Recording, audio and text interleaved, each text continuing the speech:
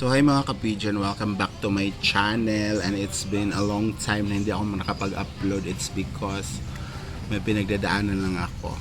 So ang hirap magawa ng content guys na yung wala ka sa wisyo dahil may pinagdadaanan nga. So kung ano man yun, alam niyo na yun, may pinagdadaanan tayo sa puso. Chares! Hindi, ano lang ako na stress. So ang hirap maggawa ng content pag ganyan, no? Wala ka sa wisyo. So for today's video guys ay nandito kami sa Balingwan Pier kasi pupunta nga kami ng Camiguin. Ang dami nagtanong bakit wala kami, bakit wala ako. So kahapon kasi, anong isang araw, nagpunta ako ng Hingoog City kami ni Yaya kasi nag-attend kami ng libing sa isa naming followers, kapatid niya. Parang na rin namin, parang family friend, ganun. Kasi lahat ng okasyon nila andun ng social climbers. So kumanta ako doon sa libing kasi na-request ako ng yung friend namin na kantahan ko daw yung family niya sa libing ng kapatid niya. So nagpunta kami ni Yaya Hana, and ang libing is kahapon ng alas 2 ng hapon, which is kahapon din umalis yung social climbers papuntang Camiguin dahil may show kami bukas. So hindi na kami nakahabol sa barko guys kasi ang last trip dito papuntang Camiguin is 4:30 to 5 PM. Nakarating kami dito magsi-6 na. So wala na talaga kaming makuhang ticket, wala na kaming makuhang barko. So we decided to stay na lang dito malapit sa pier kaysa uwi pa kami ng Hasaan na ganun din, mamasahe, magpagod. So we decided na lang na we na lang, rent a lodge here para hindi na kami mahirapan. Pagising namin nandito na agad kami. So ito yung guys, ito yung pier na ipapakita ko sa inyo, and kung saan din kami natulog ni Yaya Hana na tinuluyan namin dito. So ito yung pier guys, o, tingnan nyo ha. So yung nasa harapan namin is the ticketing office guys, kung saan kami kukuha ng ticket para makasakay kami ng barko, and dyan po yung pier. So yung blue na yan, yan yung barko. So nandyan yung nandyan yung sasakyan namin later. And bakit din kasi mamaya pa kami mag-alis kasi may international marathon. Ayan welcome, chuchu. Nandyan din yung asawa ni Ann Curtis at saka ni Celine Yusaf. Kasama kasi sila sa Ironman athletes na gaganapin nga sa So buong isla guys is nakasarado ngayon simula kaninang alas 3 ng madaling araw hanggang mamayang alauna. So ang biyahe namin is 1 PM pa going kila Inday Katok. So dyan kami sasakay later, and dito kami nakarent guys sa malapit lang. So ito yung narent namin, may may sala dito, and ito yung kwarto namin. Ito, papasukin natin. Nandito si Yaya.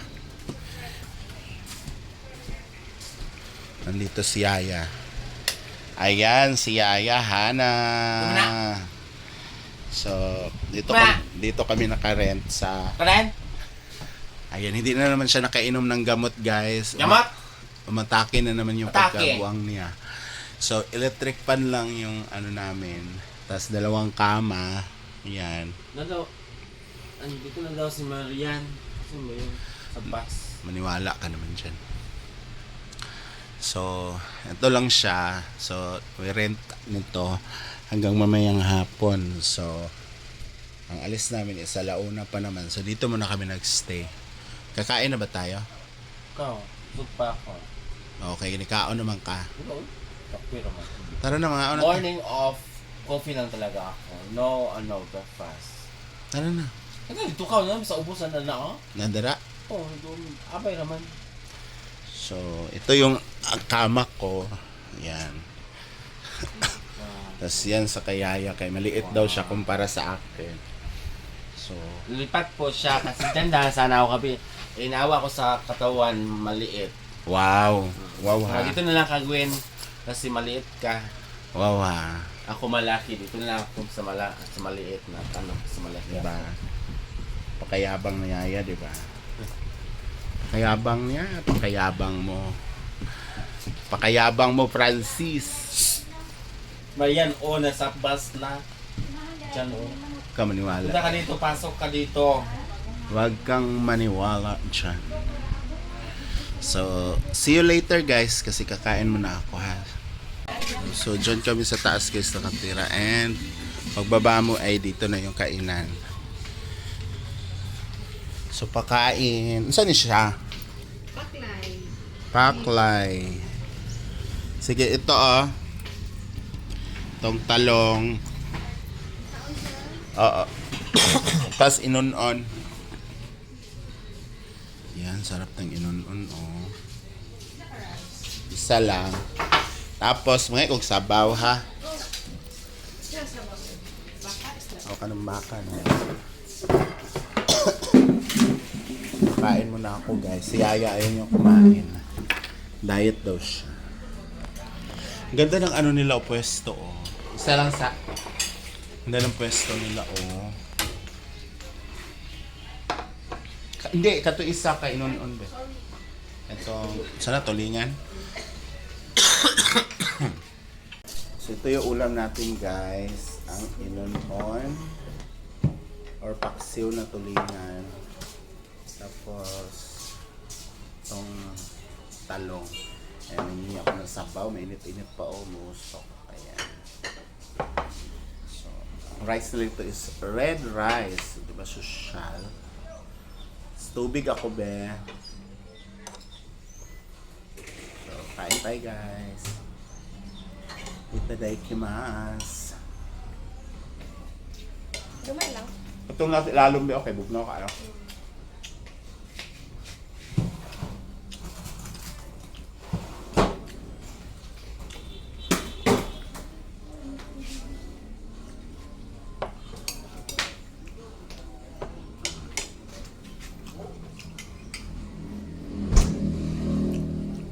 Taray, may corn yung ano nila, Diba? Siya. May corn.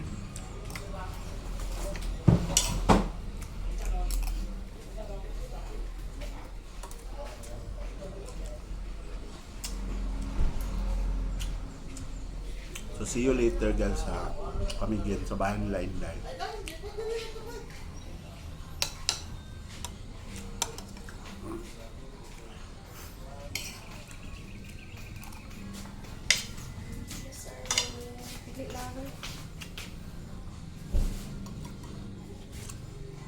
Malinis yung kainan nila. Baka ni? Yun na yun sila.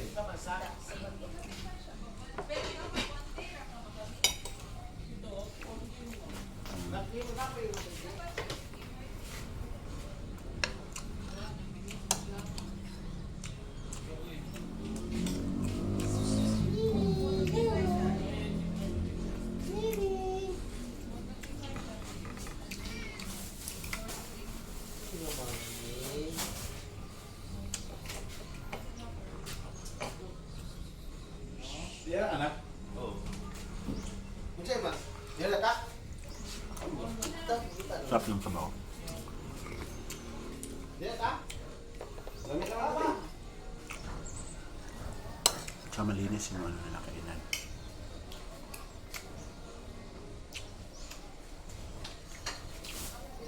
Hindi madungis. Hindi dugyo. Malinis.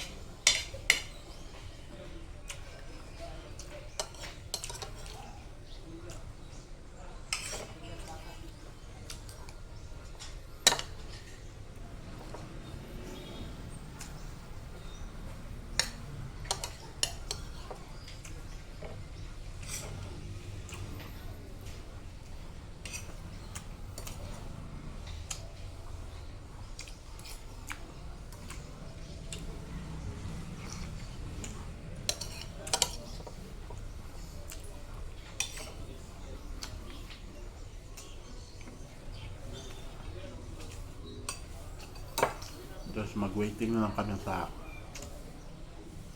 biyahe namin.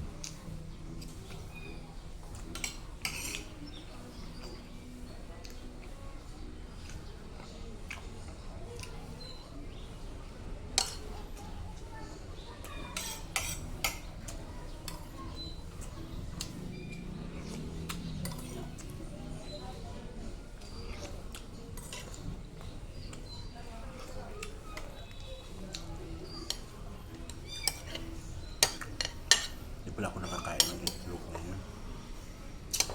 Be!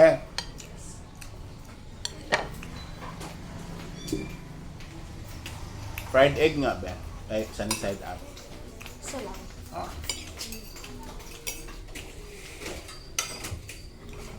Everyday kasi nag-iitlog kami.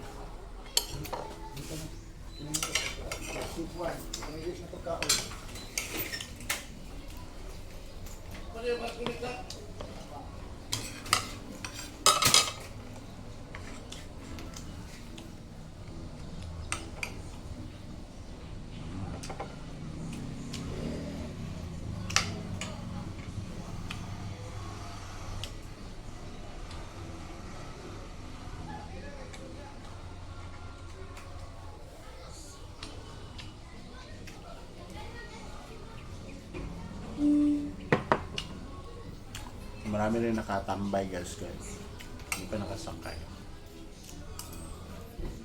Kasi hindi pa sila makababa doon. Hindi sila makaikot. Dahil ano nga, marathon.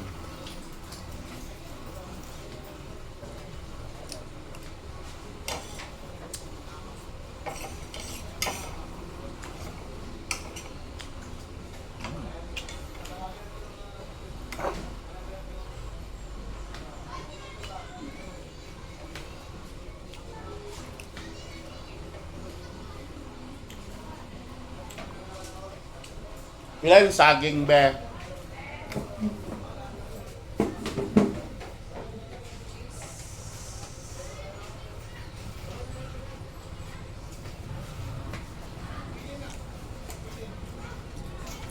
Saging.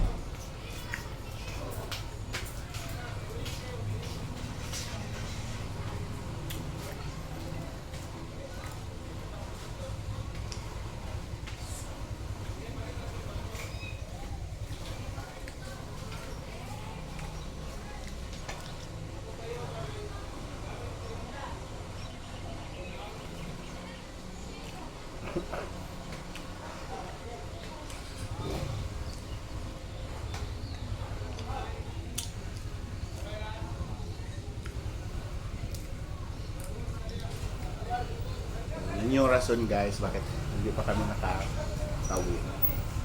Thank you so much guys for watching and see you on my next vlog. Bye bye.